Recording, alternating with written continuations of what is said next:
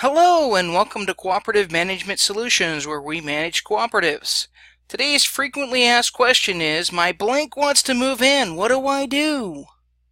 I have someone that wants to move in with me or somebody I want to visit frequently. So let's start with checking your lease agreement. Check your rules. Most cooperatives have either a 7-day or a 14-day rule for visitors.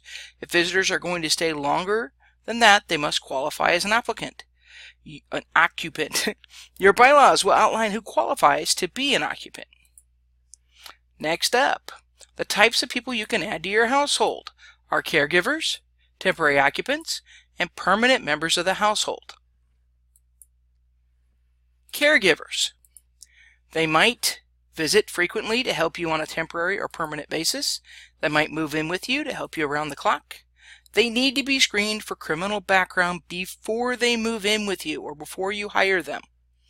A quick form with a small fee of $25 typically only takes a few days unless there's a possible issue requiring an explanation and board discussion. So if you are hiring somebody you know has a criminal background, we might want to have them disclose it and give some time for us to process it and get an approval. Next is a temporary occupant. These are great for those instances when you're not sure how long you want somebody to stay.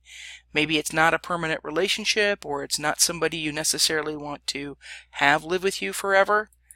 They're only screened for criminal background. They must sign an agreement that they may not pay rent. They must follow all the rules, and that they do not have tenant rights. You also sign this agreement. Apply before they move in. I cannot stress that big enough. If they move in before you apply, they're already breaking the rules, and so are you. It's a small application. It's only a $25 fee, and it normally only takes a few days unless there are issues to sort out, like the caregiver. If they have a criminal background, it helps to provide an explanation and realize it might take time for the board to make a decision. Next up is a permanent member added to your lease. Cooperative leases are typically 50 years and they're renewable. There is nothing more permanent in this world than a 50-year lease. It's considered a permanent relationship. Before they move in, they must be fully screened like a brand new member.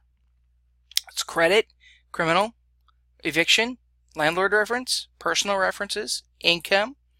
Must meet the minimum screening criteria in the screening policy and or the bylaws. There's a long form. It's a $35 non-refundable fee. Time frame is about a week after receipt of a completed application if no negative history is to be worked out. I cannot reiterate enough that the entire application has to be completely filled out. Otherwise it just takes a very long time to get that information and to process it. Once it's approved, they will be added to the lease and to the title. Suggestions to residents, temporary occupant, or caregivers. Have either be screened before you let them move in or start working for you. Have them sign the temporary occupant agreement. It protects you more than it does the cooperative. The relative that wants to stay only a couple months is the perfect candidate for a temporary occupant agreement.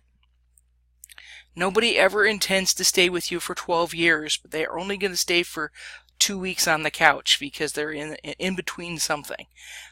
Protect yourself. Get the temporary occupant done.